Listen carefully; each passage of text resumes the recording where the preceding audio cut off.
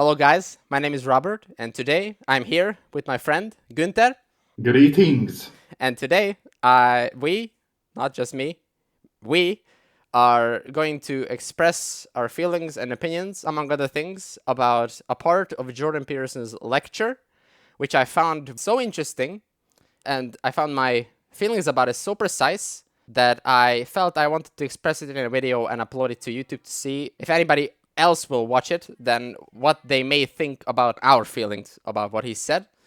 So I'm going to start off this video by my understanding of what he's said, and then I'm going to go back and forth with my friend Günter here to see whether he agrees with it or not, and then we're going to discuss it among ourselves, among other things. This is the video of Jordan Peterson that we're going to be talking about, among other things. My sense has been that you can tell when you're saying something that's not authentic by feeling out whether or not it makes you weak or strong.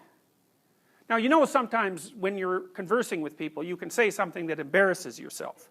Now, Nietzsche said, for example, everyone has perjured themselves at least once in the attempt to maintain their good name. Something like that. It's not an exact quote, but I've got the gist of it right.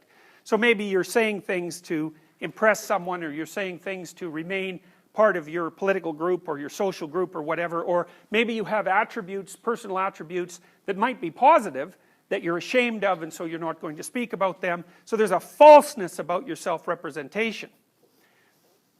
Watch for 2 weeks and see.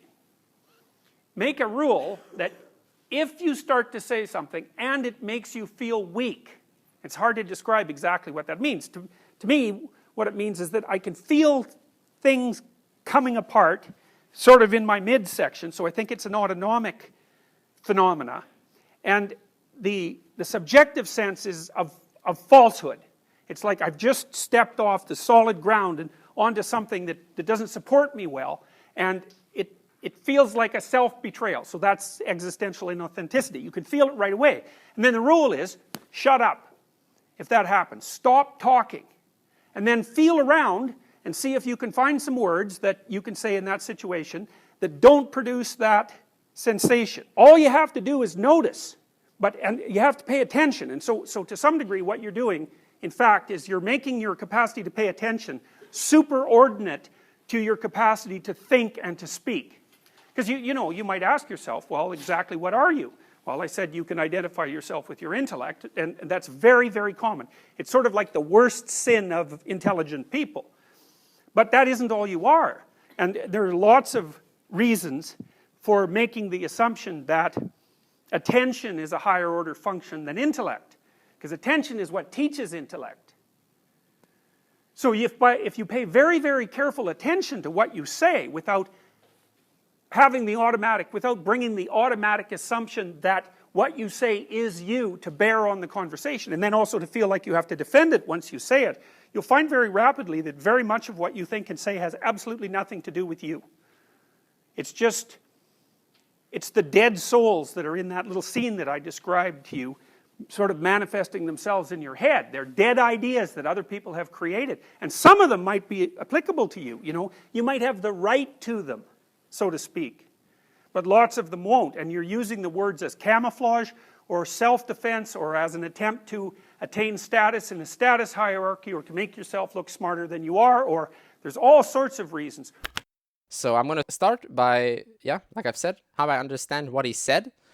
How I understand what he said is that Jordan Peterson supposes that if you want to feel good, or if you want that which you would like to see happen, among other things, by expressing yourself authentically, you can decide whether you're being authentic or not by paying attention to whether you feel weak by your own definition after you've expressed an idea or a feeling or not. Which I find reasonable sounding, but I feel that I do not agree with. As in, I feel that it's a good idea to try to decide whether you're authentic or not, merely by deciding that if you feel weak as a result of expressing whatever you've expressed, then that automatically means that you're not being authentic. As in, I'm going to suppose that by authentic he means expressing what you honestly actually feel, if you can pinpoint it reality mirroringly. Well, I think that he might have a point. However, I have a completely different idea of this whole phenomenon.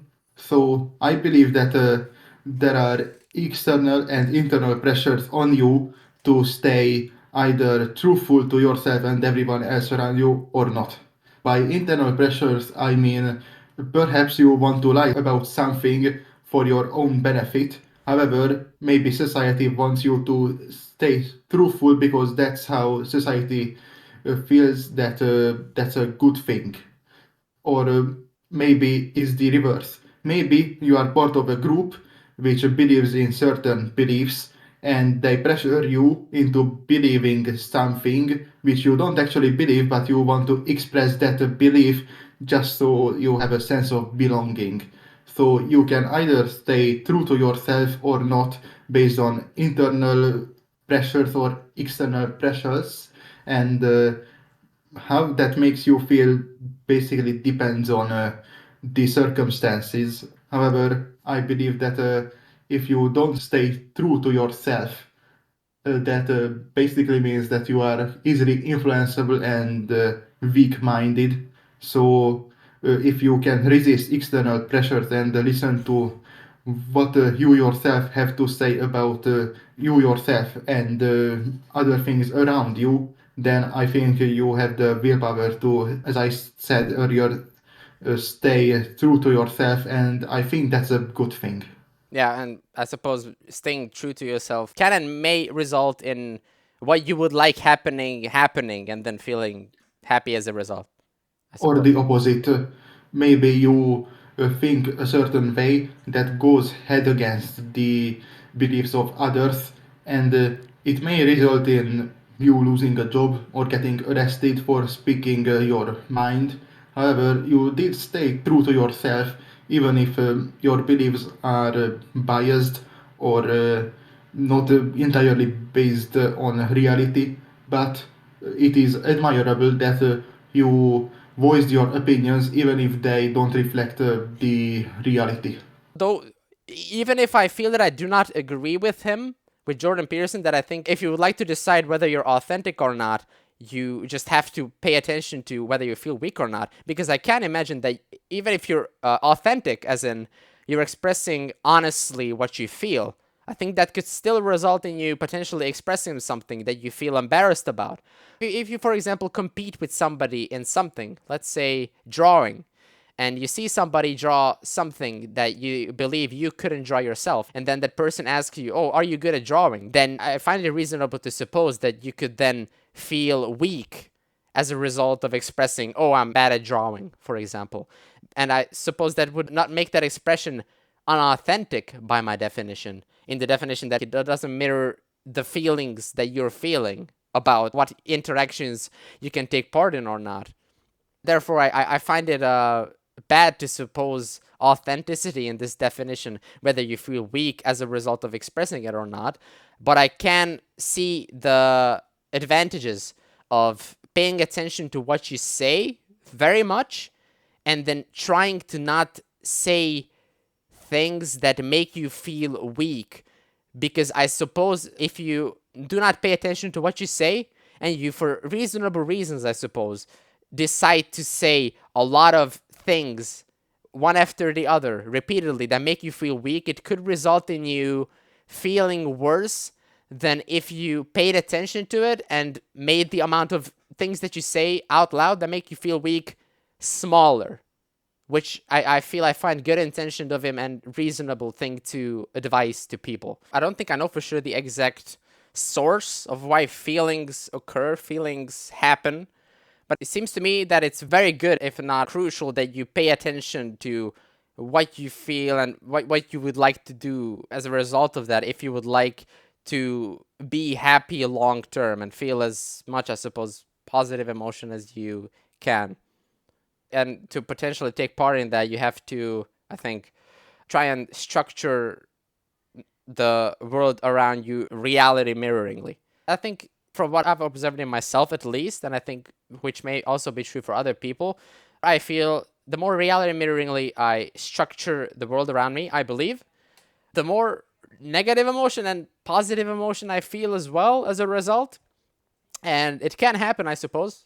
It does happen, I suppose, that as people try and become smarter, as in they more reality mirroringly structure, understand certain interactions around them, it can happen that they feel bad about how this specific interaction works in the world, or how the world works, how people work.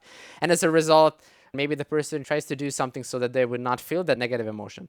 And one of the ways you could take part in that, to not feel a negative emotion as a result of seeing something happen actually, is to intentionally delude yourself, as in structure the world in a way which is not maybe exactly the reality or not the reality at all, so that if you imagine that that's reality, you will not feel a certain negative emotion or emotions, but then maybe instead feel good about it.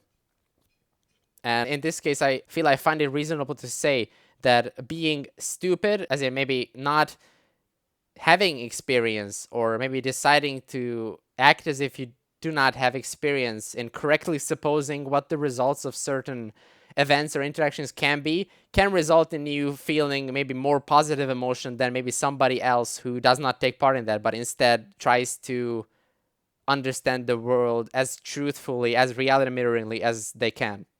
And I think I've also read similar ideas, like smart people on average feel more negative emotion than stupid people, I think, which I feel I agree with, at least in part.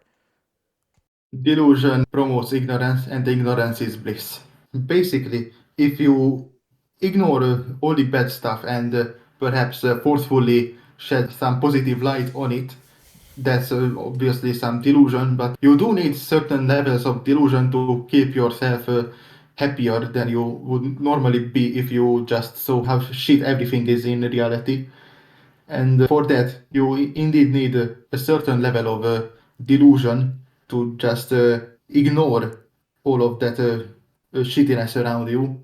However, if you just ignore everything and become, how I would describe it, do you know what toxic positivity is? By toxic positivity, I suppose you mean when somebody, I don't know, says something like, "Oh, always be happy, always look for the, I don't know, the good side of the coin." Yes, forcing positive thoughts and feelings despite them having negative consequences around you.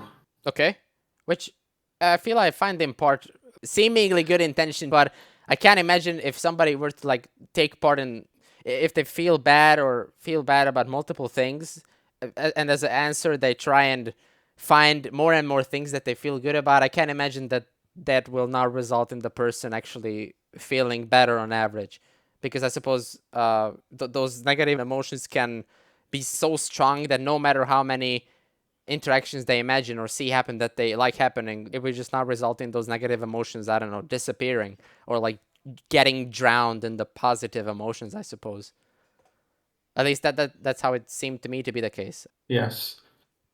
Well, I think we both can agree on the fact that we have to keep a balance between staying willfully ignorant or delusional towards something so we can see the positive sides. However, we can't let that go in our head and ignore everything bad because that's also not good. Yes, but I suppose it can also happen, like I've said, I feel. With me, the more I tried, I believe, to reality mirroringly, truthfully, understand how I believe things work around me, how the world works, how people work, why they do what they do. It resulted in me feeling substantial amount of negative emotion as a result of me noticing some interactions happening, but I also felt substantial amount of positive emotion as I noticed and believed that these interactions are actually happening. So I suppose depending on how far you like try and understand reality mirroringly, it can result that if you go this far, maybe most of the emotions as you feel as a result will be negative, but maybe if you go a little bit further, like the balance can shift, and it can constantly shift, I suppose. Yes, based on your emotions. Yeah, based on what you decide to feel, and it can still be worth it to keep trying to understand the world more truly, because I suppose trying to understand the world truthfully does not solely result in, I suppose, you feeling bad about everything that you've noticed. And I suppose it can happen that the more you go on, the more interactions you see and you believe actually happened, that you feel good about imagining that it actually happens or seeing that it actually happens. So I feel it's good to take part in that. It's also very useful, I feel, to, like he said, I think, if he did not say specifically, I'm supposing that from what he said, that I think it's advantageous to question the sources of your ideas and feelings and to decide, for example, if the idea or feeling that you would like to express, whether you're content with it or not, or whether you agree with it or not. I suppose, like he said, that there are people, I suppose I'm in part maybe the kind of person as well, who expresses ideas that he does not agree with, that I do not agree with, but I say out loud so that other people, I suppose, would not be mad at me as a result. Though I feel that most of what I say do not align with that. I often say things out loud which I feel my parents are not content with hearing, my friends are not content hearing, but I do say them out loud anyway. I try as much as I can, I feel, if I imagine it won't result in something very bad happening, to express honestly what I feel so that I imagine what I would like to happen will happen as a result. And from experience, I've found that this also results in good things happening, mostly by my definition. I feel better as a result, so I'm motivated to take part in that. Well, I believe that, as I said it earlier, you have to stay true to yourself, and as you said uh, about 30 seconds ago, there may be, uh, well, expressing it with my words, external pressures that make you feel a certain way, and you can submit to those external pressures. And that's where I say that you probably maybe shouldn't listen to anyone. Be your own judge. That's my own advice for myself, at least. And that's very much a double edged sword because, of course, I don't listen to negative comments. However, I don't listen to positive comments either. So if you compliment me, I'm just going to insult you for believing in stupidity because if I don't believe it myself, then it's not true. This is a personal bias of mine. If you mean that you do not listen to other people's opinions, do you mean listen in the definition that you'd like actively avoid even reading or hearing about it? Or like you read it and then try and understand it and then decide to actually follow it or not? I analyze it and instantly I just don't take it into consideration. So like this happens sometimes if I make something like model a tank and someone says, "Hey bro, it looks cool." I usually just don't respond because I just believe that my tanks are mediocre at best.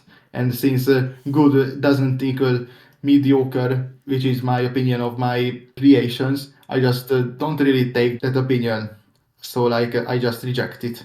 I reject compliments and reject negative criticism equally. That's irrelevant to me if they find it good or bad because I see what the best tank makers can do and I can't do that, so I'm mediocre.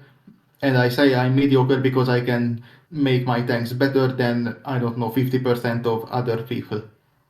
Okay. So I tried to base myself on the gray area. So you never really hear me complimenting myself. However, I point out several mistakes in me all the time. You probably are well aware of that. Yeah, I think I've noticed, yeah. So yeah, I suppose you're doing what you're doing for a reasonable reason, but I can imagine it could be good for you to decide not to do that. Because I myself, for example, hear other people say, oh, do not care what other people think.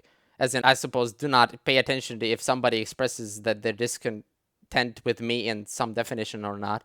And I previously, I suppose, previously as in like before I began defining and trying to define my own emotions, so around before 2020, I feel I might have agreed to that, but now I feel I would rather take a listen and then decide whether I agree with it or find it reasonable by my definition or not. Because I suppose if I would have taken that advice, I feel I wouldn't have tried to change what I did day to day. And I suppose as a result, I wouldn't have gotten in a better relationship with you among other people, for example. So I feel it was reasonable for me to try and actually pay attention to what other people complained to me about so that I could be in a better relationship with them by my definition. I feel that worked out for me, and I suppose that can work out for other people as well. you may have a point actually. So returning to what I said earlier, that I don't take criticism in any shape or form.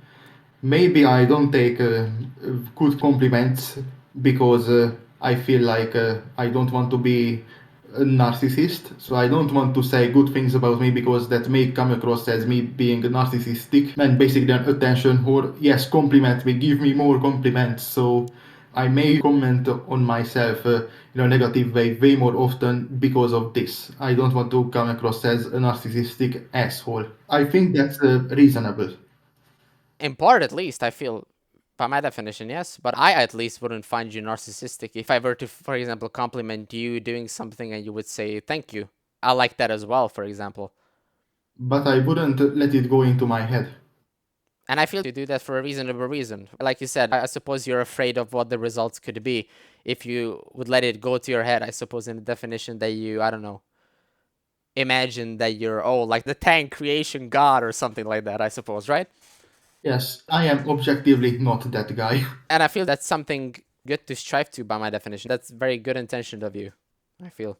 I can confidently say that I make better tanks than most of the Sprocket community. However, I am not on the top. The top is reserved to those who are willing to spend more than 20 hours on a single creation, and I'm just not one of them. Okay, and I feel that's okay. Yes, but I'm the type of person who sees what's on the top, aims to reach the top, and then gives up, but still tries to achieve it.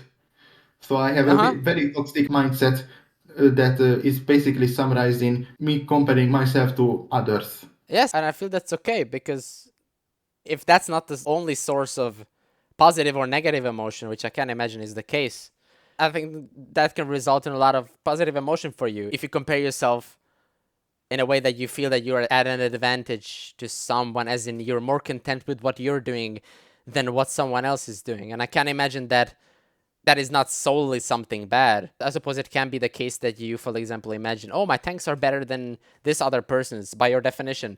Feel good about it, but then not take part in something depressing, as in like actively going out and insulting this guy's tank in a nasty way or that guy's tank. No, I never do that. If someone asks for advice because they see that I make something that looks better in some sort of objective way, which I believe that everything has an objective truth or falseness to it. Anyway, so it happened a couple times. Someone asked for advice and I just gave them because what's in it for me to gatekeep some useful advice? And I want them to succeed in what they want to do. That's very So cool. I feel I've seen a substantial amount of people take part in gatekeeping, by my definition as well, where they don't seem to me to be very open to giving out advice, I suppose, which they imagine could result in maybe somebody else creating something better than maybe what they've imagined they've created. what I feel like when I see someone posting a very crappy creation, that reminds me of myself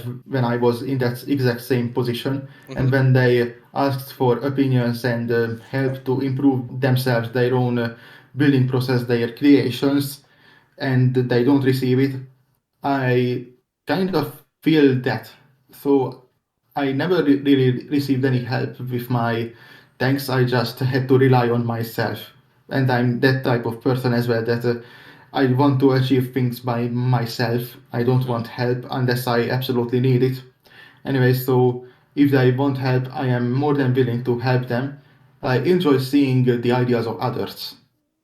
So if they can't realize their ideas as they want to, that also speaks to me because I struggle with that often as well. And giving help to those who want to realize their thoughts more efficiently, that's, I think, a really good thing to do. Yeah, I feel that I have experience with, yeah, trying to create something that I feel I'm content with and then not being content with it.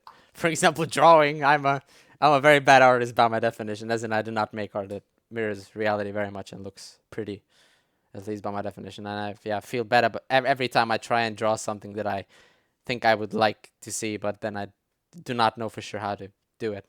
So yeah. But I think it's reasonable, I feel, to question what you think you feel or what other people make you imagine you think you feel. Because I believe just like other people's, I suppose, understanding, structuring of reality around them is not perfect, as in it exactly mirrors reality, and every advice they give, and if you act out, will result in what they think will happen actually happening.